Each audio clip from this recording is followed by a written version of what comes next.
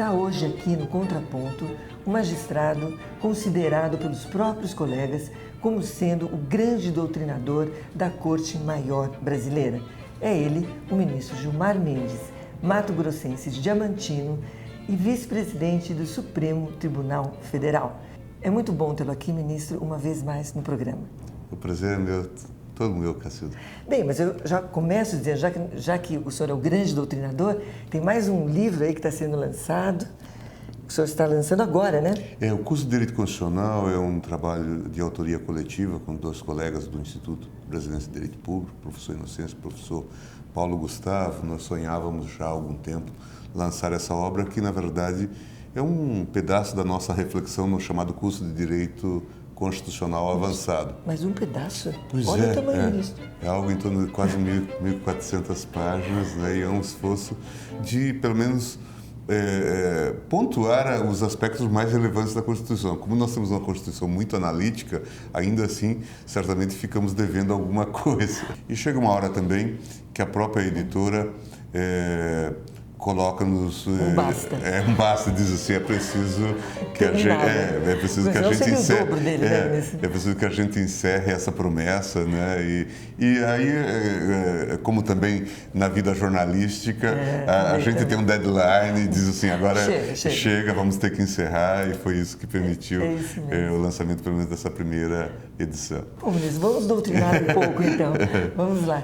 Santos Dumont não gostou de ver o destino que deram ao seu invento. E quanto ao invento de Gilmar Mendes, os juizados especiais federais, o ministro anda feliz com ele? Também aqui é uma obra de parceria, uma obra de construção coletiva. Nós tivemos a associação do STJ, com, na época, o presidente Costa Leite, o próprio ministro Rui Rosado, todos, na verdade, congregaram esforços nesse sentido, e eu tive uma participação decisiva, porque estava no governo e parecia ter uma posição contraditória. Um advogado da União defendendo a criação de um instituto que aceleraria as decisões contra a União, no caso, pelo menos até aquele limite dos 40 salários mínimos. Eu acho que este é um sucesso, realmente, e é talvez o elemento mais claro de democratização do acesso à justiça que tivemos. O elemento mais claro de democratização do acesso à justiça que tivemos. Eu tenho a impressão que o sucesso até surpreende. Nós começamos com 100 e poucas mil ações, hoje temos milhões de ações. Esperemos que a súmula vinculante reduza esse acesso tão intenso ao juizado especial federal. Ministro, nós sabemos que a mídia é um ator permanente da democracia. Muito bem, uma disciplina nas faculdades de jornalismo que versasse a área jurídica, por exemplo, jornalismo jurídico, ajudaria a combater a pistolagem jornalística? O que o senhor acha? Na verdade, aquilo que eu intitulei pistolagem jornalística tinha pouco a ver com a atividade normal dos jornais. Mas esse tipo de encomenda que se faz, a nota que é plantada para atingir alguém, é uma prática que, em geral, exige um consórcio. Claro que há um jornalista no meio, não é um veículo de comunicação, mas, em geral, há alguém que encomenda este tipo de ação. Há alguém que encomenda este tipo de ação, que, em geral, não é inspirado em padrões elevados. Eu acredito que... Ou éticos, né? Ou éticos. Seria bom, eu acho, refletir um pouco sobre isto nas disciplinas que já existem no âmbito das escolas de jornalismo e talvez nos próprios órgãos de controle, ombudsman e todos os órgãos de controle de mídia, né, para que se soubesse que esse tipo de prática realmente não é construtivo. Talvez uma disciplina jurídica ajudasse nesse sentido. Mas eu não aposto muito em mecanismo de repressão, reagir desde logo a qualquer notícia com uma queixa-crime por eventual calúnia, injúria, difamação. Me parece que numa sociedade de padrões relativamente civilizados, nós podemos resolver isto com direito de resposta, com esclarecimento, ou até com a não publicação de notícias com esse conteúdo doloso, né? Um pouco de autocontrole, de self-restraint, eu acho que faria bem à própria mídia. E o que ajudaria a combater os grampos ou as escutas, enfim, aquilo que o senhor chama de Estado policial? Na sociedade de alta tecnologia que nós experimentamos, o grampo não é só uma atividade da polícia, né? Se tornou uma atividade Se bem que ultimamente... se tornou uma atividade comum também de investigadores, pessoas que prestam serviços das mais diversas índoles nessa seara. De qualquer forma, quando o grampo é utilizado por entidades policiais sem respaldo legal, ele preocupa. Quando o grampo é utilizado por entidades policiais sem respaldo legal, ele preocupa. E preocupa mais do que outras formas de abuso, né? Se a polícia começa a cometer crimes a pretexto de afastá-los, de superá-los ou de investigá-los, nós temos que estar preocupados. E, por isso, obviamente, tem que se desenvolver as atividades de controle da atividade policial, seja pelo Judiciário, seja pelo Ministério Público, seja por outros órgãos, talvez até no âmbito da administração e do legislativo, né? Nós não podemos ter uma polícia que questiona ordens judiciais ou que exige que um juiz decrete a prisão que ela eventualmente requereu. Não podemos ter uma polícia que questiona ordens judiciais ou que exige que um juiz decrete a prisão que ela eventualmente requereu. Se o juiz for capturado pela polícia, se ele se tornar cativo da polícia, nós já estamos diante de um estado policial. E ouvir conversas telefônicas ali no ato e depois repassá-las e até publicá-las, estaria mais próximo da pistolagem jurídica ou do Estado policial? Este é um costume, uma cultura negativa que nós incorporamos e que precisa ser criticada e censurada. Muitas vezes o juiz que autorizou uma dada interceptação telefônica não teve acesso àquela conversa ou àquele diálogo e nós já ouvimos esse diálogo no Jornal Nacional. Eu imagino que isto é fruto hoje de uma ação deliberada, né, de um consórcio entre empresas jornalísticas, né, e a própria autoridade policial. E já saem também as interpretações, né, porque a rigor falou isto, falou neste negócio, isto significa tal coisa, né, antes que um promotor ou um juiz tenha se debruçado sobre essa conversa. Isto é extremamente preocupante. Eu acho que não fere apenas a ética jornalística, fere a própria lei. Isto é extremamente preocupante. Eu acho que não fere apenas a ética jornalística, fere a própria lei. Os juízes não deveriam aceitar este tipo de prática. E eu tenho a impressão que tem que se encerrar esse tipo de prática. Eu imagino que isto é uma negociação que se faz entre empresa jornalística e entidade policial que fere por completo a legislação e a ética. Agora, ministro, cá entre nós, no assunto mensalão, em algum momento o tribunal julgou pensando na imagem ou o feitiço virou contra o feiticeiro? Eu tenho a impressão que o tribunal é um órgão, por definição, e ele sabe disto, essa a sua função republicana, ele é um órgão antimajoritário. Todo dia ele arrosta opiniões contrárias, em geral, da opinião pública, segmentos da opinião pública ou da própria opinião publicada. O tribunal tem essa exata consciência. Ele não está preocupado com aquilo que vai eventualmente ser publicado, até porque o chamado clamor público muda depois de humor, né, em outras circunstâncias, ou devidamente esclarecido, passa a deixar, pelo menos, de ter esse caráter de clamor, de grande apelo. Então, o tribunal tem exata consciência de que ele cumpre uma função de moderação numa sociedade extremamente complexa. De modo que, creio que em nenhum momento a Corte esteve preocupada com a construção de uma solução que acomodasse interesses ou que apacentasse determinada sofreguidão da opinião pública. E acredito que o tribunal tem dado exemplos contínuos de que ele não decide para atender a esses reclamos. Ele não decide para atender a esses reclamos. Pelo contrário, ele tem dito que não se pode, por exemplo, manter a prisão com fundamento no simples clamor público. É uma jurisprudência pacífica do tribunal. Agora, esse perfil mais plural que a Corte ganhou não se perde agora com as 7 indicações de ministros feitas pelo atual governo? Não fica uma sensação de cartelização judiciária? Ou seja, será que não seria providencial uma lei que limitasse o número de indicações pelo Executivo? Esta é uma coincidência histórica. Se nós olharmos a história recente do Brasil, nós vamos verificar que o presidente Fernando Collor de Mello teve a oportunidade de indicar 3 ministros, não é? O Carlos Veloso, Ilmar Galvão e Marco Aurélio, logo no início do mandato. Sim. Portanto, foi uma coincidência histórica. Como houve o impeachment, creio que o presidente Itamar ainda teve uma indicação que foi do ministro Maurício Correia. Portanto, seriam 4. Seriam 4 numa gestão. Sim. O que foi algo realmente raríssimo, porque o presidente Fernando Henrique, em 2 mandatos, conseguiu fazer 3 indicações. Em 2 mandatos? Em 2 mandatos. Veja, portanto, as descoincidências. E agora, o presidente Lula, por também uma coincidência histórica, porque todos saíram praticamente por completar a idade de 70 anos, com exceção do Jobim, pôde indicar já a esta altura, não é? 6 ou 7?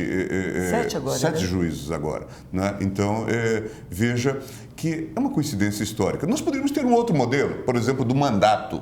Tá. Mas aí também haveria coincidência de término de mandatos, e aí seria realmente já por tempo determinado, nós já saberíamos que eles se encerrariam em algum momento. Essas são escolhas, não há modelo perfeito. Agora, eu devo dizer que o presidente Lula, nas suas diversas indicações, não buscou fazer indicações de aliados políticos. Na verdade, os critérios foram os mais diversos, né? Atendendo aos requisitos que ele mesmo se impôs, e acredito que nas votações de interesse do governo isso se tem traduzido. Não há uma bancada do governo no Supremo Tribunal Federal, e acho que esse é o dado positivo e fala bem das indicações feitas pelo presidente da República. Muito bem. Nós vamos interromper alguns instantes, ministro, e daqui a pouco nós voltamos para o nosso segundo bloco. E você não saia daí. Daqui a pouco, o vice-presidente do Supremo Tribunal Federal, ministro Gilmar Mendes, estará de volta.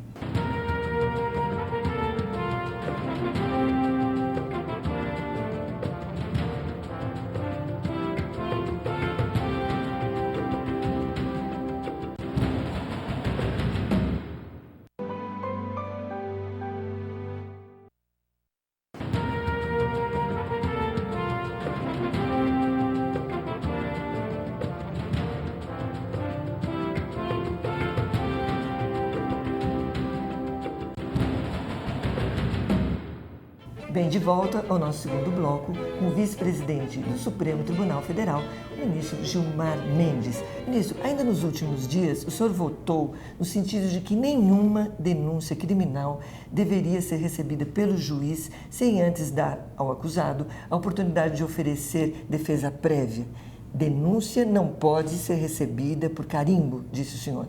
Explique melhor, ministro, até porque a palavra denúncia ultimamente anda arrepiando, né?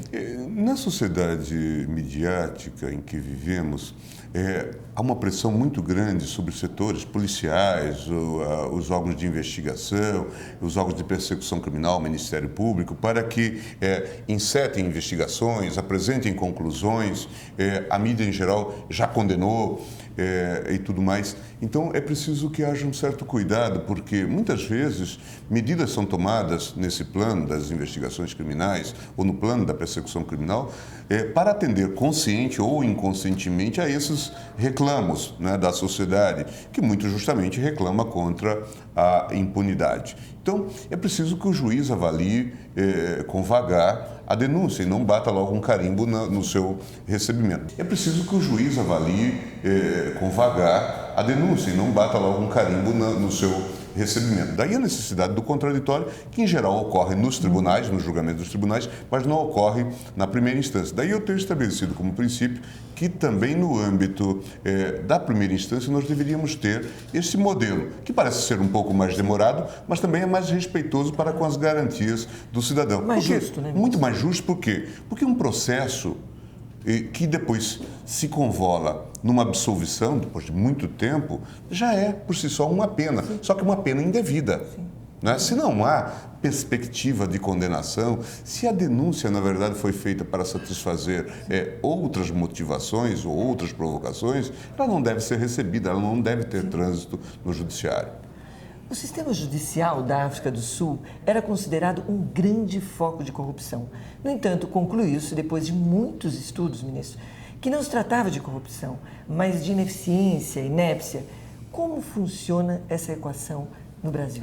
Eu tenho a impressão que a avaliação do sistema brasileiro tem que passar também por uma certa análise regional. Né? Nós vamos ter modelos que talvez funcionam melhor em alguns locais, em outros não.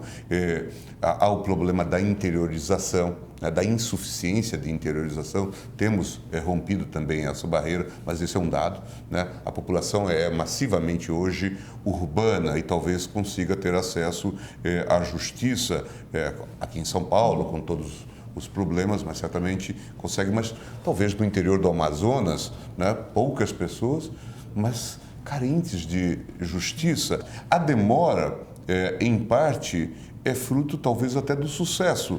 A demora, em parte, é fruto talvez até do sucesso. As pessoas acorrem à justiça e por isso há uma massa de pretensões que restam sem resposta. Talvez a gente pudesse realmente melhorar essa equação, pelo menos a queixa hoje mais direta é essa da indefinição da demora. E eu acredito que o problema brasileiro hoje é um problema de planejamento, de execução e de coordenação, muito mais do que um problema de desvio de conduta ou de desvios éticos. Quantas agências nacionais devem ou não ser independentes? Eu tenho a impressão que sim. Talvez independência seja uma expressão muito forte, né? Mas elas devem gozar de autonomia jurídica, financeira, administrativa. Né? O exemplo que agora ocupa todos, o da ANAC, mostra exatamente que faltou esse critério de autonomia, né? Pelo menos técnica. Né? O tipo de indicação levou a essa captura dos órgãos políticos ou dos segmentos partidários em relação à agência, o que é negativo. Eu tenho a impressão que nós temos que insistir nisso como um elemento de qualidade do serviço público. Ministro Gilmar Mendes, o senhor recebe a todos os advogados em seu gabinete. Aliás, ponto muito positivo. Ora, por vezes, essa aura séria significa o quê? Braveza ou defesa? Não, nada. Talvez só timidez. Para viver um grande amor, precisa muita concentração e muito siso. Como disse o nosso saudoso Vinícius, para viver um grande amor é preciso muita seriedade e pouco riso. É isso mesmo, Vinícius? Não, eu também rio bastante. Então vive um grande amor. Muita seriedade e pouco riso para viver um grande amor. Pois é, jurisprudência defensiva. Do que se trata, ministro? Eu tenho a impressão que os tribunais, quase que intuitivamente, vão adotando uma técnica, às vezes até imperceptível, de não deixar que um recurso tenha avanço, desenvolvimento, prosseguimento. E vão criando tecnologias de não conhecimento. Né? É isso que eu chamo de jurisprudência defensiva. E doenças cultivadas? Pois eu digo que, às vezes, a não aceitação de fórmulas racionalizadoras, como a súmula vinculante, decorre exatamente dessas novas técnicas ou tecnologias que foram engendradas, né, pelo judiciário para não dar curso aos processos. Eu dizia assim, essa é uma doença cultivada. E coragem retroativa? A gente percebe em algumas pessoas, né, que fazem críticas em relação às situações quando elas não se posicionaram no tempo adequado. Ou na hora certa. Ou na hora certa. Bem, nós estamos aprendendo aqui as grandes doutrinas do nosso mestre. Ministro, Diamantino é uma cidade de 20 mil habitantes. Lá tem muito gado e pelas fotos que eu pude ver, muitas cachoeiras. Sim. Diga lá, esse espírito velejador veio de lá, ministro? Acho que não, sabe, porque eu saí muito cedo e os rios maiores no município de Diamantino estão um pouco distantes. Mas eu creio que foi a influência de Brasília mesmo. Bem, mas aí de público, o senhor vai fazer uma promessa para nós, que um dia, quando o senhor, aí o ano que vem, presidente do Supremo Tribunal Federal, o senhor nos dará uma entrevista ali no Largo Paranoá. No Largo Paranoá, certamente. Está prometido? Está prometido. Então, tá bom. Bem, vamos agora, ministro, ao nosso saudoso ping-pong pessoal. Eu lanço e o senhor rebaixa, tá bem? Certo. Muito bem. Religião. Eu sou católico. Eu acredito que a religião contribui para que nós pensemos em outros planos e assumamos uma atitude de uma certa humildade. Né? Perdoar é fácil? É difícil, mas acho que devemos tentar fazê-lo. Perder as estribeiras. Pois não é bom, mas às vezes é necessário. Dar a mão à palmatória. Também acho que é necessário. É um exercício difícil, mas eu acredito que no plano intelectual, sobretudo, nós devemos fazê-lo. Para os amigos, a mesma lei dos inimigos. Acho que sim, acho que a gente deve tentar ser justo com amigos e inimigos. Conhecer o pouco que se tem como tudo aquilo que nos faz falta. Pois acho que é importante reconhecer, não é, que nós conseguimos avançar com aquilo o pouco que nós temos e buscar também complementar isso. Acho que nós não devemos ter essa atitude nihilista que muitas vezes marca a sociedade, né? Nós devemos reconhecer tanto os méritos que temos ou os benefícios que alcançamos, como as faltas que eventualmente cometemos e as deficiências que eventualmente constatamos. Evitar os muito vivos. É verdade, eu acho que devemos, numa sociedade que às vezes tende ao hedonismo, né, nós devemos talvez ser um tanto quanto restritivos em relação a vantagens, benesses e espertezas em geral. Né? Enterrar os meio-mortos. Na verdade, está difícil, acho que devemos enterrar os mortos. O que está velho para mudar? Na verdade, a sociedade hoje vive num estado de plena mudança, né?